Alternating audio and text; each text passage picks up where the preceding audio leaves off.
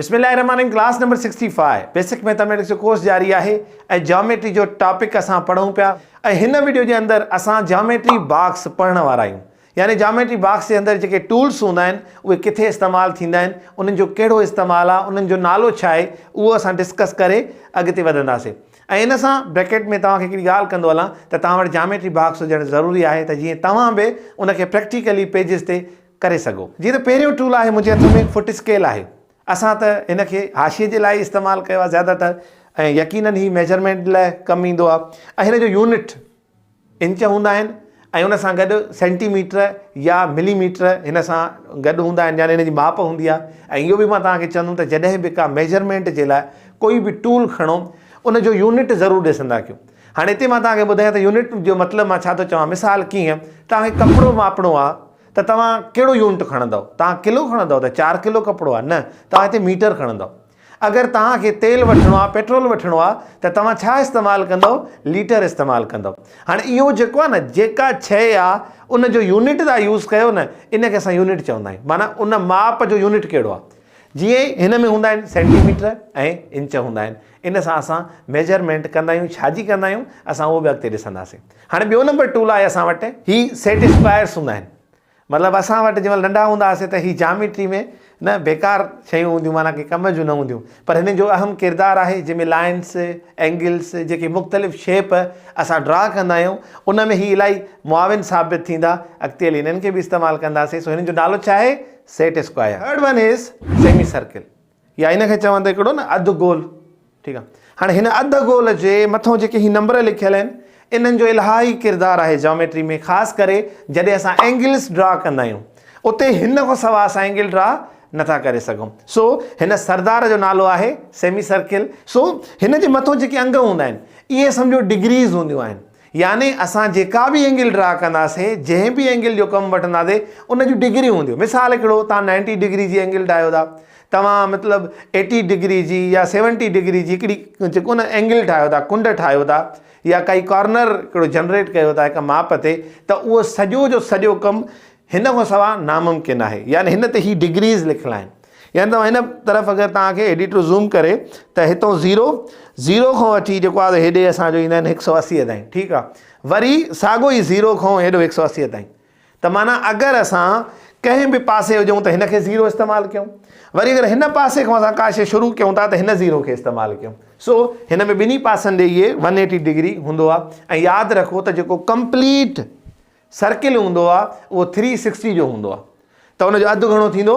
180 थींदो। सो हिनखे असां चवंदा आहियूं सेमी सर्किल। हाणे मां हिन सां थोरी हालत कई आहे, उहो ईअं आहे त हिन में मतिलबु असांखे जेको ज्योमेट्री बॉक्स में हिकिड़ो ई टूल मिलंदो आहे। ठीकु आहे। हिन जा 2 कम हूंदा आहिनि। यानी अहिड़ा 2 हूंदा आहिनि जेको असां शागिर्दनि खे चुंबंदा आहियूं। अॻियों वेठो हूंदो आहे त हुनखे हरकत कंदा आहियूं क्लासनि में मौजूदु। असांखे त पंहिंजो नंढपण यादि अचे थो, हिनखे छॾो चुंबण लाइ इस्तेमालु कयोसीं, ऐं ॿियो हुन ते खरड़े करे डेस्क ते पंहिंजो नालो लिखण जे लाइ। ठीकु आहे। सो हे 2 कम कंदो आहे। जेकर ॿिन्ही पासनि हुनखे नौका आहिनि, ठीकु आहे, त उहो आहे डिवाइडर। हाणे उहो डिवाइडर कहिड़े कमु ईंदो आहे?